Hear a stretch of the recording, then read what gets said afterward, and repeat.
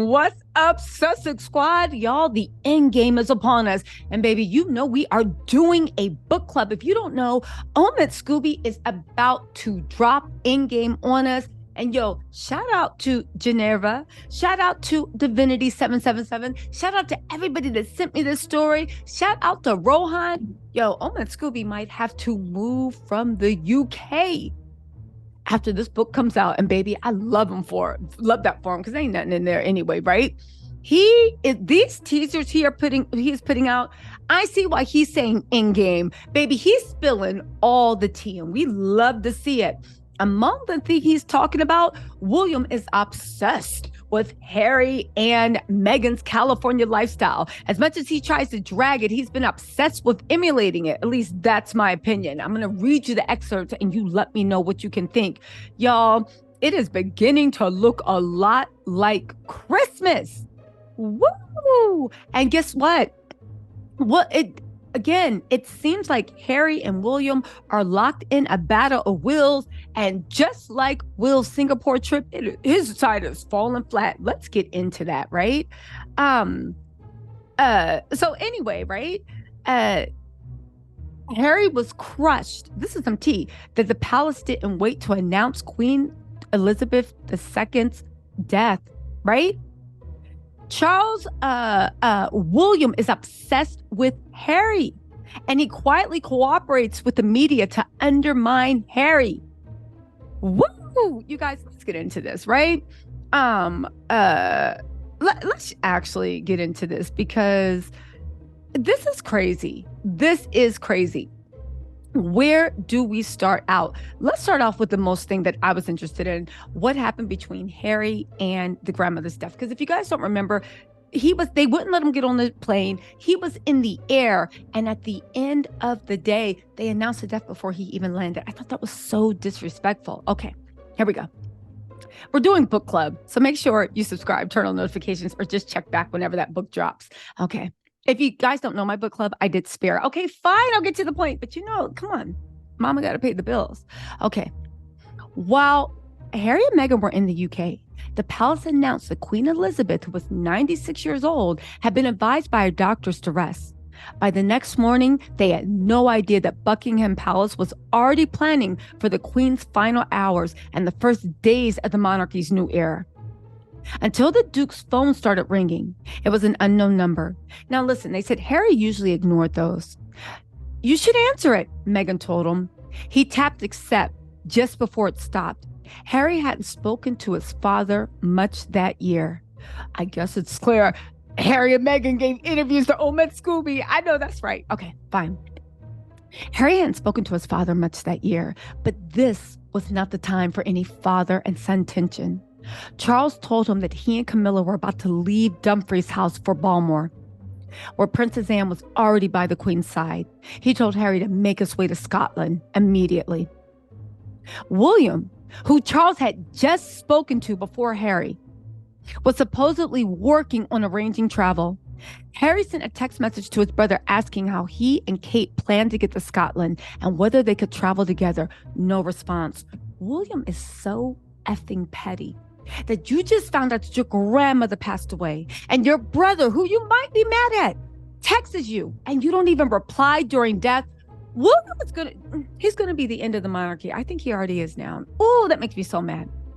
With no further information from the other family members or palace aides, Harry and Meghan and their team had to operate in the dark. Harry was informed that William had already secured a flight with his uncles, Andrew and Edward, and even Edward's wife, Sophie. But he couldn't get in touch with anyone about joining that flight. It was upsetting the witness, said a source close to Harry and Meghan. Harry was completely by himself on this. Another call came through from Charles, who instructed Harry to come alone, despite already publicly confirming that Meghan would come with him. Always the plan when they're traveling from California for this very situation. Now, they had already planned for the Queen's passing. This was already in the palace's playbook of what was going to happen. He reluctantly agreed after Charles assured him that Kate would not be there either. Charles had cited protocol, but the reality was that Kate chose to stay back to pick up the children from their first day at the new school. They just didn't want Meghan there. A friend added that Meghan could sense she wasn't wanted. So let me get this straight. Y'all, the Queen and Meghan were actually pretty tight. You didn't let Meghan pay her last respects. But Kate, who's walking up and down doing a runway show about the Queen's jewelry, literally decided not to see somebody as her dying wish, but to pick up the kids from school. Harry sent another text to William. Nothing.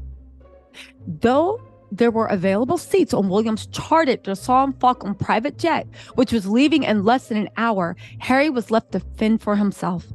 William ignored him. He clearly didn't want to see his brother. Princess Eugenie reached out to Harry to see if he had any more information about their grandmother. She had heard from another family member that it was time, but knew little more. With no invite forthcoming from any of the family members, Harry eventually located an available option, a private charter jet, which cost $37,000 from Luton Airport, a 40-minute drive from Frogmore without traffic.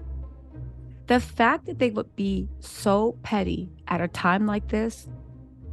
Back on the ground, there was a tug of war between the Sussex team and Buckingham Palace over whether to announce the news without Harry being informed. With Her Majesty's death already confirmed to the Prime Minister an hour before Harry left, and all other senior family members now gathered in Scotland processing the news, royal press secretaries were ready to share the news with the world. The palace claimed Charles tried to call Harry. Sources later said there's no proof of this, and that there was no time left to delay. His team literally had to beg for them to wait for his plane to land, and they reluctantly agreed to hold the statement back for a little bit.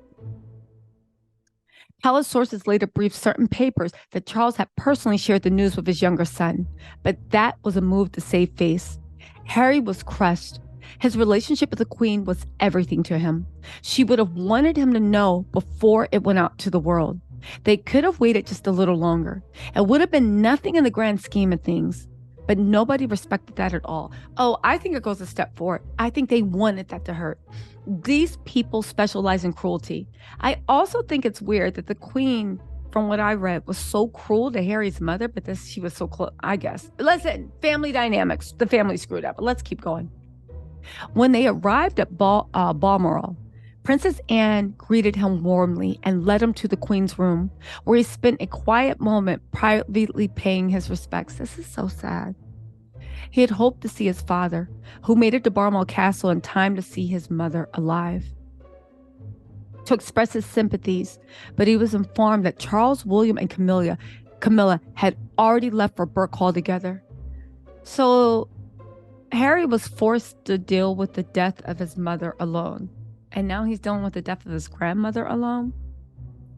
Again, no invite was extended to Harry. That night, after eating, he retired to his room, exhausted by the day's emotional roller coaster. He was glad to have had a private moment to say goodbye to his grandmother, but there was no point in sticking around, with no offer to return with William and the others in the morning. All his texts, including a thoughtful message about the loss of their grandmother, continued to be ignored. Harry booked his own private airways ticket on the first available departing flight. You know, I honestly do think that this is pathetic. I think that because they pushed Harry off of the plane, they could have waited for the plane to arrive, not for him to get there, but just for the plane to land. Apparently that plane ride was less than 15 or 20 minutes. They could have waited for the plane to land. And not answering the text, ignoring him, the fact that William took that, right? The fact that William took that and exploited this, I will give Charles a pass because Charles was the one that called him. Charles was the one that told him to get over there. Charles was the one that was like, Meghan can't come. He might have lied, but at least Charles had the BALLS to face Harry and to include him. Had it been William, it would have been never. Everybody else is pathetic. William is pathetic. Listen, again, and even though Charles said Meghan couldn't come, he had the balls to at least face it. William, his brother, that complained and Harry had taken so many scandals for her and done so much. That's who you choose to go? Y'all, this is crazy. Again, this is just petty. It's Mean Girl. It shows everything we need to know about William. Everything we need to know. But you know what? I will say, yeah. Listen, I'm going to put this in another video because this is so much. We are going to do in-game spoilers. There is going to be so much. I'm going to explore in the next video how William has been exposed for quietly cooperating with the media to undermine Harry and how William is so jealous of Harry. Y'all, this is going to be a heavy Sussex upload day. Talk to y'all soon. Bye.